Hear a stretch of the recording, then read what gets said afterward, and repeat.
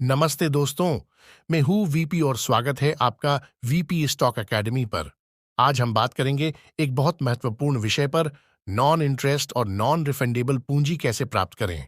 क्या आप भी वो पूंजी ढूंढ रहे हैं जो बिना ब्याज और वापसी के हो? तो आप सही जगह पर हैं। इस वीडियो में हम आपको सिखाएंगे कि कैसे आप नॉन इंटरेस्ट और नॉन रिफंडेबल पूंजी को प्राप्त कर सकते हैं और इसका उपयोग व्यापारिक आवश्यकताओं के लिए कर सकते हैं। इस वीडियो में हम विस्तार से बात करेंगे कि कैसे आप इस प्रकार की पूंजी प्राप्त कर सकते हैं, उसके लाभ, स्रोत और रणनीतियों पर। तो बिना किसी देरी के चलिए आरंभ करते हैं और जानते हैं कि कैसे हम नॉन इंटरेस्ट और नॉन रिफंडेबल पूंजी प्राप्त कर सकते हैं। आज का विषय में आपको एक कहानी से समझाना चाहता हूं। ये कहानी है एक गांव के युवक की, जिसका नाम था मुन्ना। तो आइए उसकी कहानी शुरू करते हैं। बड़े शहर में एक छोटे से गांव के लड़के का नाम था मुन्ना हलवाई। मुन्ना हलवाई ने अपने पिता के साथ एक छोटी सी मिठाई की दुकान चलाई थी, जिसका नाम मुन्ना मिठाई वाला था। उनके हाथ की मिठाई बहुत प्रसिद्ध थी और वे अपने व्यवसाय को बढ़ाने के लिए पूरी ईमानदारी से काम किए।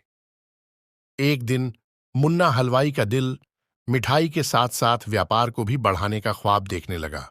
वे अपनी दुकान को बड़ा करने और नए प्रकार की मिठाइयों का निर्माण करने के लिए और अधिक पैसे की आवश्यकता महसूस करने लगे। मुन्ना हलवाई के सामने अनेक विकल्प थे, जैसे बैंक से कर्ज लिया जाए या दोस्तों से कुछ पैसे उधार लिए जाए, कुछ सावकारों से ब्याज पर पैसे लिए जाए। पर इन सब ऑप्शंस में दो चीजों का डर और जोखिम था। एट, पैसे को कभी ना कभी वापस करना ही है। दो, पैसे के साथ ब्याज भी देना होगा। मुन्ना को ऐसा ऑप्शन चाहिए था जिसमें ब्याज भी देना ना पड़े और पैसे भी वापस नहीं देने पड़े, क्योंकि मुन्ना को पता था कि इंसान को नींद आती है पर ब्याज को नहीं। मुन्ना की ये सोच सुनकर लोग उसका मजाक उड़ाते थे। एक दिन मुन्ना की मुलाकात जिग्नेश भाई गुजराती से हुई, जो कि एक बड़े बिजनेसमैन थे, और मुन्ना ने अपनी सोच उनसे साझा की। तो जिग्नेश भाई गुजराती ने मुन्ना को बताया कि आपकी सोच बिल्कुल सही, और ये सच भी हो सकती है। जिग्नेश भाई गुजराती ने मुन्ना को अपनी दुकान मुन्ना हलवाई को शेयर मार्केट में लिस्ट कराने का सुझाव दिया, जिसमें जिग्नेश भाई गुजराती ने मुन्ना को बताया कि वो अपनी दुकान का 25% तक का हिस्सा सार्वजनिक रूप से शेयरों के माध्यम से लोगों को बेचकर पूंजी जमा कर सकता है। इससे चार चीजें होगी। एक, दुकान का मालिक मुन्ना ही रहेगा। दो, उसको किसी को ब्याज नहीं देना है। अगर मुनाफा होता है तो वो शेयर होल्डर्स को डिस्ट्रीब्यूट करना है। तीन, ये पैसे कभी वापस नहीं देने हैं। चार, जिन्होंने शेयर खरीदे हैं, अगर उनको उन्होंने शेयरों में लगाए हुए पैसे वापस चाहिए तो उनको वो शेयर किसी तीसरे व्यक्ति को बेचकर अपने पैसे वापस प्राप्त करने होंगे। ये सब बातें सुनकर मुन्ना की आंखें चमक उठी और उसने अपनी कंपनी को स्टॉक मार्केट में लिस्ट कराने का निर्णय लिया। मुन्ना की दुकान मुन्ना हलवाई की कुल कीमत 10 लाख रुपए थी। मुन्ना ने उसके दुकान के काल्पनिक तौर पर 1 लाख हिस्से किए और हर हिस्से की कीमत 10 रुपये रखी। इस हर 10 रुपये कीमत के हिस्से को ही हम शेयर कहते हैं। इस हर एक शेयर की कीमत 10 रुपये है। मुन्ना ने अपने खुद के पास 26% शेयर रखे और 38% शेयर यानी 5000 शेयरों को 10 रुपये प्रति शेयर के भाव से बेचने का विचार बनाया और सार्वजनिक तौर सब लोगों से निवेदन किया कि जो भी कोई मुन्ना हलवाई दुकान में हिस्सेदारी खरीदना चाहता है, वो हमारे शेयर 10 रुपये प्रति शेयर के हिसाब से खरीद सकता है। मुन्ना हलवाई एक जाना माना हलवाई था।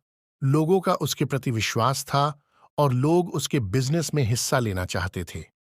देखते ही देखते मुन्ना हलवाई के सब शेयर बिक गए और मुन्ना को बिना ब्याज के 4,90,000 रुपये का कैपिटल मिल गया और लोगों को उसके बिजनेस में हिस्सेदारी। इस प्रक्रिया में हुआ क्या, वो हम अब समझते हैं। येट, मुन्ना हलवाई को 4,90,000 रुपये का कैपिटल मिल गया, ना जिस पर ब्याज देना है ना वो वापस देना है। दो, मुन्ना हलवाई अब मुन्ना हलवाई लिमिटेड हो गया। अब ये दुकान सार्वजनिक हो गई थी। तीन, मुन्ना का कुल कैपिटल 14,9 लाख हो चुका था, जिसमें पहले का 10 लाख और शेयर होल्डर्स का 4,9 लाख था। चार, मुन्ना ने जिस प्रक्रिया से शेयर बेचे थे उसको आईपीओ, इनिशियल पब्लिक ऑफर कहते हैं। पांच, मुन्ना हलवाई को अब से जो भी मुनाफा होगा उसमें से उसका हिस्सा निकालकर सब पैसे शेयर होल्डर्स में समान बांटने होंगे। इसको हम डिविडेंड कहते हैं। 6। इस प्रक्रिया में मुन्ना दुकान का मालिक भी था और उसकी पूंजी आनन्य 29% से बढ़ चुकी थी। जो भी बदलाव हुए थे वे केवल कागज पर थे। तो दोस्तों, आप समझ ही चुके होंगे कि कंपनी का शेयर होता क्या है और यह सिस्टम कैसे काम करता है। यह था आज का वीडियो जिसमें हमने नॉन इंटरेस्ट और नॉन रिफंडेबल पूंजी के प्राप्ति के सरल और प्रभावी तरीके सीखे। अगर आपको ये वीडियो पसंद आया और आपको इसमें कुछ नया सीखने को मिला तो कृपया इसे लाइक करें और हमारे चैनल को सब्सक्राइब करें ताकि आप हमारे नए वीडियो की जानकारी सही समय पर प्राप्त कर सकें। यदि आपके पास किसी विशेष विषय पर सवाल या सुझाव है तो कृपया नीचे टिप्पणी बॉक्स में हमसे साझा करें। हम आपके सवालों का जवाब देने के लिए यहाँ हैं। धन्यवाद।